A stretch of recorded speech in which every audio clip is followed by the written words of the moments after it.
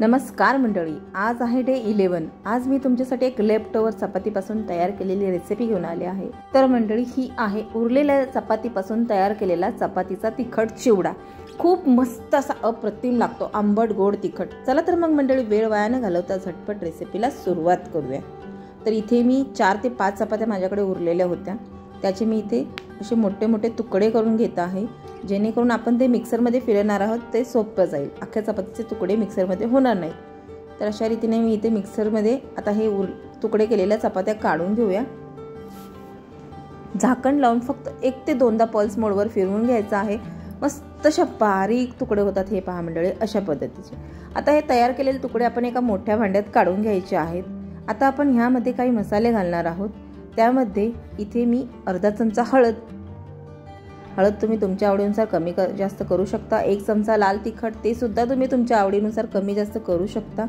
अर्धा चमचा साखर, जसं की मी म्हटलं तिखट आंबट गोड। आता इथे मी चवीनुसार मीठ घातलेलं आहे। आता आपण याला फोडणी देऊया। तर फोडणी देण्याकरिता इथे कढईमध्ये मी 2 चमचे तेल गरम केलं आहे। त्यामध्ये 1 चमचा मोहरी, अर्धा चमचा जिरे, भरपूर अशी कढीपत्त्याची पानं घालायची आहे मंडळी। ह्यात भरपूर असा कढीपत्ता घाला, खूप खमंग लागतो। आणि 1 ते 2 हिरवी मिरची कमी तिखटाची मी ह्यामध्ये घातलेली आहे। जर तुम्हाला मिरची नको असेल तर तुम्ही लाल तिखट घाला, तुम्ही इथे मिरची स्किपही करू शकता। तर इथे मी 1 मोठा कांदा बारीक चिरून घातलेला आहे। तर तो सुद्धा आपण अगदी लालसर गुलाबी रंगाचा होईपर्यंत परतून घ्यायचा आहे। हार्डली 2 ते 3 मिनिटात तो भाजून होईल। त्या अगोदर इथे मी थोडेसे 2 चमचे शेंगदाणे घातलेले आहेत, ते ऑप्शनल आहेत, तुम्हाला नको असतील तुम्ही ते स्किपही करू शकता। सोबतच पाव चमचा हिंग। आता कांदा छानपैकी भाजून झालेला आहे। आता आपण जे मिश्रण चपातीचं तयार करून ठेवलं होतं ते यामध्ये घालून घ्यायचं आहे आणि छानपैकी मिक्स करायचं आहे। थोडासा वेळ लागतो, पण हा चिवडा खूप अप्रतिम लागतो मंडळी। एकदा मी सांगते म्हणून नक्की ट्राय करून बघा। तर आता मिक्स करून घ्यायचं आहे। तर इथे तिखट मीठ तुम्ही टेस्ट करून बघू शकता, तुम्ही तुमच्या अंदाजे कमी जास्त करू शकता।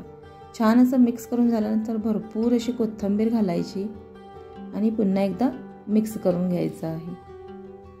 छान असे चपातीचा चिवडा भाजत आला की आपण ह्यामध्ये अर्ध्या ते 1 लिंबाचा रस घालायचा आहे।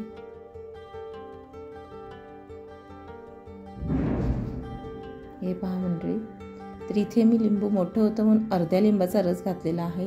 लिंबाचा रस घालून पुन्हा छान असं मिक्स करून घ्यायचं आहे आणि मीडियम फ्लेमवर 7 ते 8 मिनिटं ही चपाती छान अशी भाजून घ्यायची आहे।